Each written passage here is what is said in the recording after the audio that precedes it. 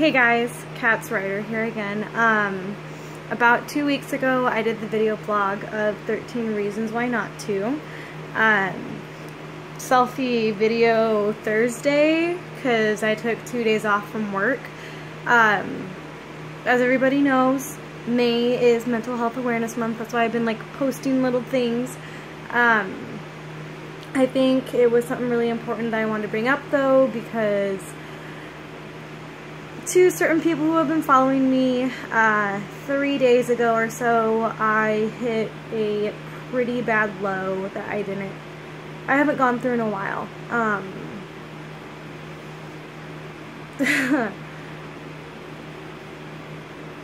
Y'all, I don't even know where to start.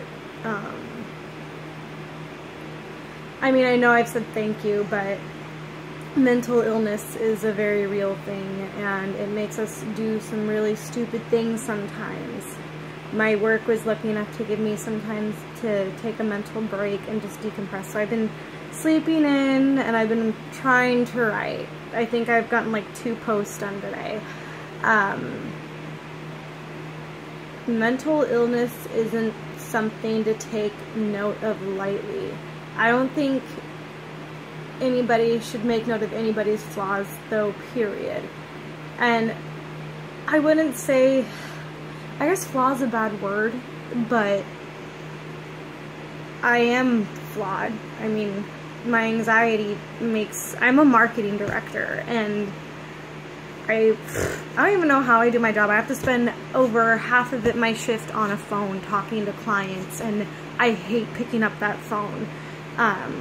I overthink everything I say. I have a fear of sounding stupid. I apologize all the time, like all the frickin' time. 3 days ago though, it wasn't really more so anxiety as depression. I was diagnosed with PTSD about 2 months ago. I've always had depression since I can remember. I had epilepsy as a child growing up with that. And my mom says all the medication they had me on is what she thinks gave me depression, but I just, you know, whatever it is, I think you're kind of born with it and stuff like that. But, yeah, I've been through some things I wouldn't wish on anybody, and about 3 days ago, if it wasn't for my husband, I probably would have took my life. And when I was saying thank you, I was really saying goodbye. And my husband actually hid my pain pills and my antidepressants from me. And he hid them really good because I had to ask permission to find them. But I'm glad that he hid them. I'm glad that he consoled me the rest of the night, and I'm glad I had you guys there for me. Mental illness isn't something to take note of lightly, ever. It's terrible. It is a demon. It's constant demons. It's constant demons whispering things in your ear like you're not good enough, you're never gonna be good enough. You overthink everything. You're afraid. It's like that saying where, you know, step on a crack, you break your grandmother's back, but you're actually afraid of stepping on that crack because you're afraid you're gonna sink, or you're afraid that something bad's gonna happen. You're afraid to take a risk even though I was doing a video, I'm sorry, babe. My husband just came in. But you're afraid to take risks, and you know, there's certain things I really want to do, but I've just been afraid to do it because I'm afraid of hearing no, or afraid of not being good enough. I have my science transfer degree. I also have my associates as a veterinary assistant, and I am trying to do marine biology. I've spent the last 15 years studying orcas. And I'm always too late, it seems like, because once I finally muster up the courage, I've already hired. Yeah, I don't know. I mean, my dream job would be to do education cruises, because we have them all around us here up in our waters in the Northwest. We have a ton of pods, but I've always been afraid to take that chance. I mean, it is something I'm very passionate about, but the thing that sucks about mental illness and anxiety is sometimes it gets in the way, and people are like, oh, you can't let it get in the way, you gotta hold on to hope, you gotta do all this, and yada yada yada. it's hard because it's not really an on and off switch that we choose to have.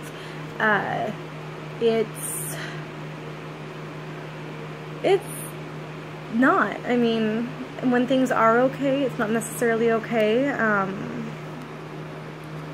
We hear it's going to be okay all the time, but I think in our minds, like, we have to repeat it 100 times for it to finally seem like it's okay and for it to seem like the world isn't caving in around us.